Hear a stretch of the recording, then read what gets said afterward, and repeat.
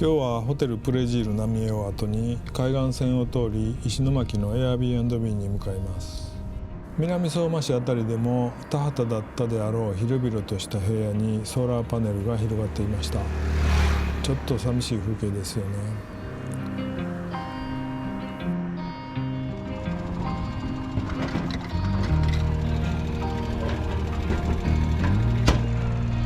途中風力発電の風車があり、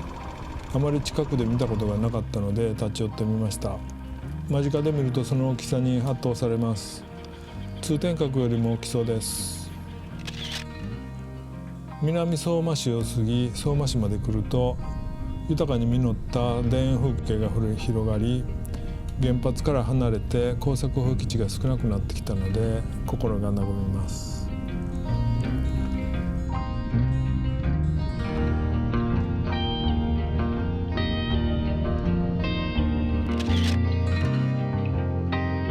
制限速度域でゆっくり走るのでダンプやトレーラーによく追い越されますが、このトレーラーの運転手の方もそうですが、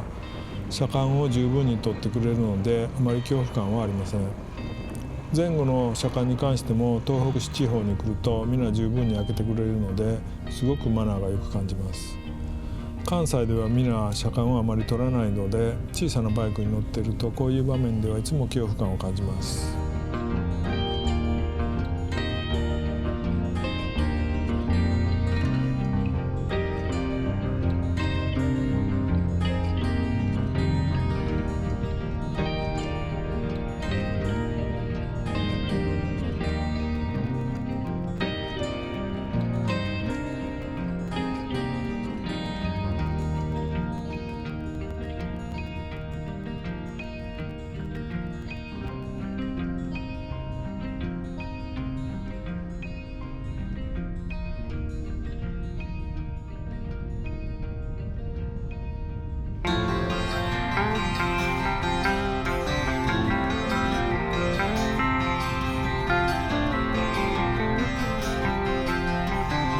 松川浦大橋です。橋を渡ると相馬復興市民市場浜の駅松川浦があったので立ち寄ってみました。地元で採れたであろう海産物が広いスペースにさまざまな種類が豊富にありました。暑かったのでアイスを買いました。関西では見かけないアイスまんじゅうです。オープンテラスでいただきました。正直ちょっと甘すぎて僕は苦手でした。すいません。この後相馬市で今回の旅の2回目のガソリン補給をしました。238キロを走り燃費は 59.7 キロメートルパーリッターでした。なかなかです。ガソリンスタンドで給油してもらった若い方に震災の時どうでしたかと少しお話をお伺いしました。当時は学生だったのでと前置きされて、それでも知り合いが2人流されましたとお伺いしました。その流されたという言葉の中に含むものがもちろん単純に流されたという意味ではないので、こちらの方にとってその言葉にいろんな思いが含まれているのだろうと想像しました。少し北上し山本町まで来ると広い平野部にポツンと山本町震災以降中浜小学校がありました。偶然の出会いだったのですが立ち寄ってみました。震災で被害に遭った小学校を当時のまま建物を残しています。また2階部分には震災に関する展示があるそうです。受付の方にお話を聞くと館内を見て回ると1時間ぐらいかかるとのことで、まだこの先石巻まで距離があり時間が読めないので、今回は館内を見学するのを諦めて校舎の外回りを一周させていただきました。地震後津波が来る前に避難場所に指定されている中学校に20分かけて避難するはずだったのが、ニュースで10分後に津波が到来すると知り中学校まで避難するのを諦め、校舎の三角屋根の屋根裏倉庫に全員避難し難を逃れたそうです。津波の水位が最高に達した場所は写真にもあるように2階の天井部分なので本当に間一髪だったのが伺えます。生徒と先生、そして付近から避難されてきた住民の方々を含め90名が震災当日の一夜を屋根裏倉庫で過ごし、翌日自衛隊のヘリコプターに発見され、校庭から全員救出されたそうです。付近の地盤よりも校庭は2メートルかさ上げされていたため、翌日近隣はまだ水が引かない状態にもかかわらず、校庭は水が引き、ヘリが着陸でき救出できたということです。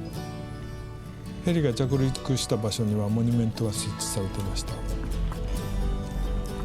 鉄骨や鉄筋コンクリートが折れたり曲がったりと、津波の威力には驚愕します。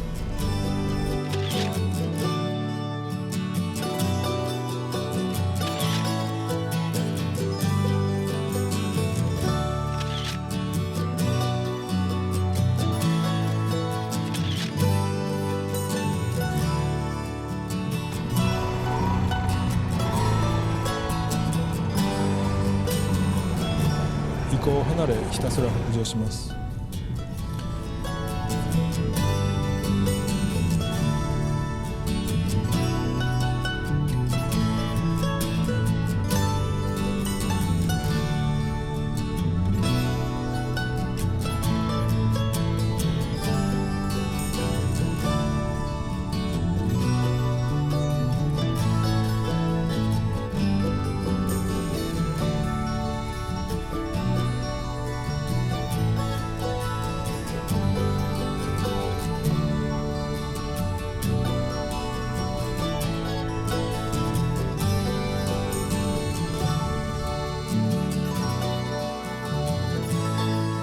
仙台に到着し、お昼ご飯にコンビニでおにぎりを食べてそのまま出発です。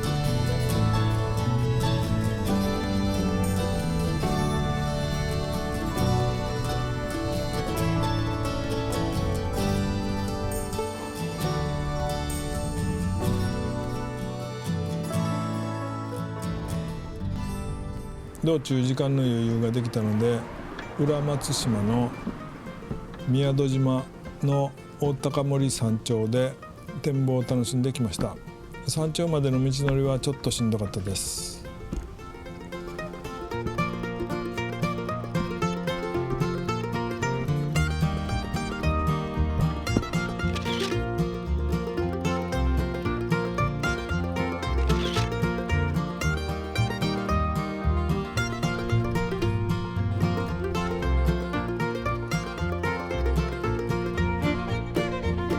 石巻の Airbnb に到着です。夕食を取ろうと駅方面へ行くと、石巻出身の石森章太郎の漫画のキャラクターのロボコンや仮面ライダーなど原寸大フィギュアがところどころにありました。